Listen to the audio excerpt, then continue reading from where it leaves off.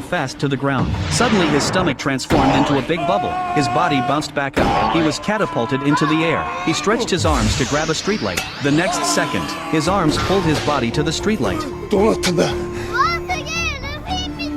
Several kids quickly gathered around him. The man became panicked. He went back to the hospital and had a full body checkup.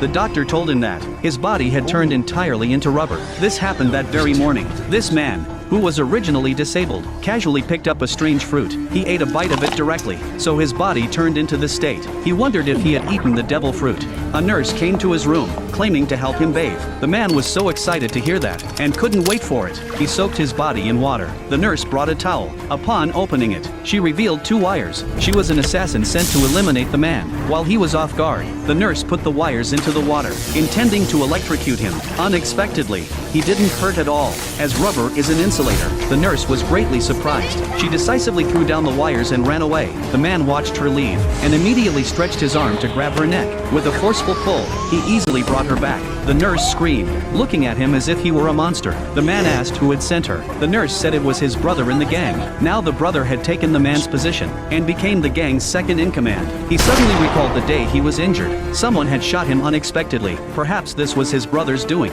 At the hospital, One Piece was playing on the TV. Suddenly, Luffy came through the TV, and jumped into the room.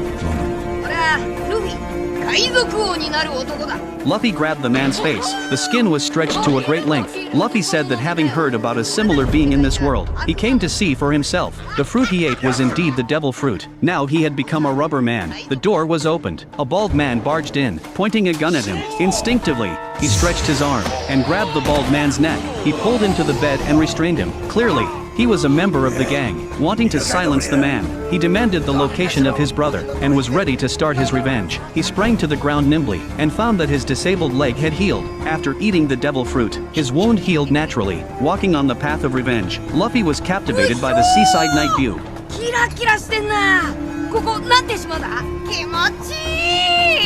The man remembered standing here with his brother 20 years ago. They had sworn to become the king of this city. Now his brother had done wrong, and could no longer return. Luffy, however, stated he would always believe in his fellows.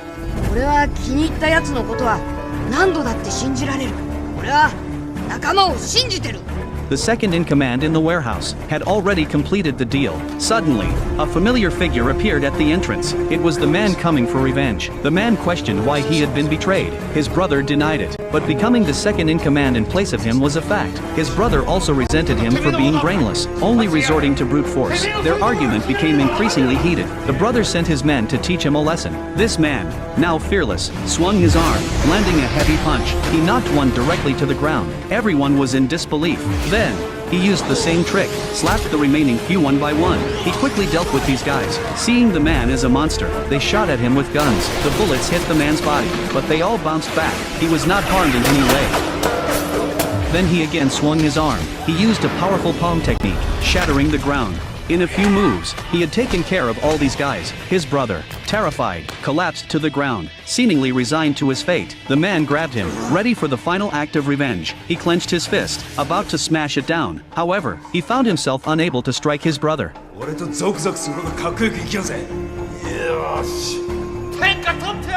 Deeply conflicted, he could not bring himself to land the punch. He lowered his fist. His brother called out the man's nickname too. Suddenly, footsteps approached from afar. It turned out to be the gang leader, facing the unarmed two. The boss no longer hid the truth. He admitted that he was the bad one, who had shot the man that day. Because the man's achievements overshadowed him, he had long wanted to get rid of him, and the brother was unaware of this. Seeing that the two had now made up, the boss decided to eliminate them both. He took out a lighter, intending to ignite the bomb in his hand. Luffy arrived just in time. He leaped in front of the boss, and declared that the man was also his friend. The boss, stubbornly misguided, lit the bomb. Luffy activated Gear 3rd, his arm swelling to 3 times its size.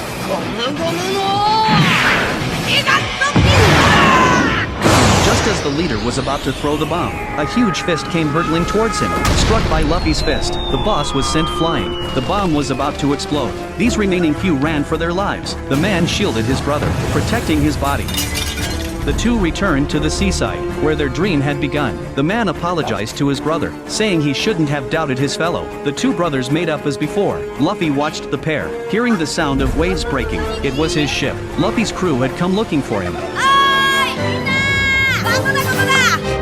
This guy, determined to become the Pirate King, continued his journey for One Piece.